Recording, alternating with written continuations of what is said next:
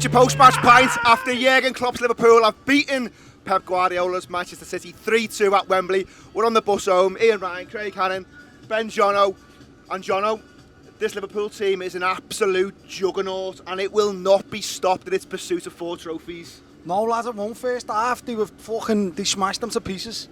And it was fucking joyous, wasn't it? It was amazing. And the concourse at half time was just fantastic. And you look at, if you're City there, you're looking at yourselves thinking, fucking hell, these are horrible. These won't go away. They've just bullied us there. And all right, yeah, the game finishes 3-2.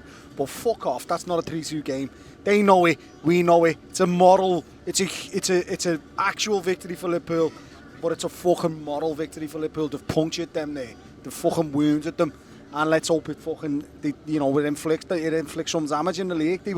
City was shite, Liverpool were fantastic. And I don't know, you're going to bet against Liverpool not winning a fucking lot? Because I'm not. Craig, the more I think about it, I've convinced myself that they can't do the 4.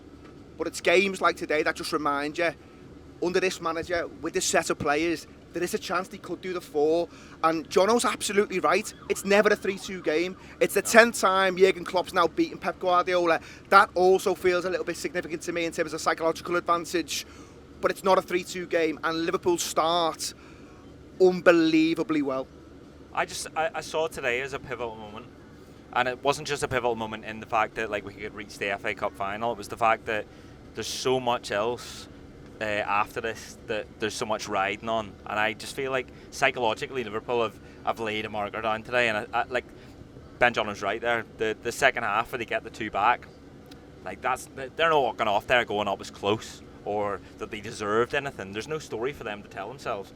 Liverpool battered them. Liverpool were so much better than them, especially in the second half, and like you said, the half-time celebrations were just they were up there with anything that I've experienced, really. They were up there with Old Trafford, where people were walking in from the concourse and just singing the Jurgen Klopp song, and it was incredible. I keep saying it. I remember this time last year we did the 2001 content, and I was listening to that, thinking about that, and I was like, how good would that have been? Well, now we're living it. We're literally living 2001, but supercharged, because we're going to Champions League as well. It's incredible, and I thought they were brilliant today. I think Man City today were just no match for Liverpool at all. John, Craig's right in terms of us as a crowd. We were right at it today. They were an absolute disgrace, by the way, and we'll talk a little bit about that later on. But in terms of Liverpool coming down here today, we all said after last week, whilst we get out with a 2-2, it was vital that we started well. Yeah. We had to start fast. We had to start with intensity. Liverpool absolutely start with intensity, and they get a goal from a corner early on. It's Canati again, and my God, when he heads that, it stays hit. We all lumped on Virgil, didn't we, before the game? Yeah, I said Canati. I looked at Canati and thought, of course, he never did it. It'll be Virgil. It's obviously going to be Virgil. But look, Liverpool start well, but it's about they keep the ball. They start with a tempo and they press, but we look after the ball. Whereas last week, giving the fucker away every 2 minutes, and City just looked. I just thought City looked from the first minute. They looked almost like the players that were on the pitch almost looked like there'd been one change too many. Yeah. In their lineup. Yeah. Do you know what I mean? They were almost looking like, this is a step too far to ask us. We're missing, Kevin De Bruyne, yeah, we're missing Walker, and you're making changes, and you've got a crab in goal. It's a step too far, and it turns out it was. We'd run out. It was men v boys. It was, it should have been in a normal scenario. That's fucking in a normal game. That finishes 5-0. Liverpool go 3 up at half time. They score 2 more. They don't score. We give them 2 goals. They get a bit of luck. Whatever. They have one good chance in the game, which Alisson makes a good save on.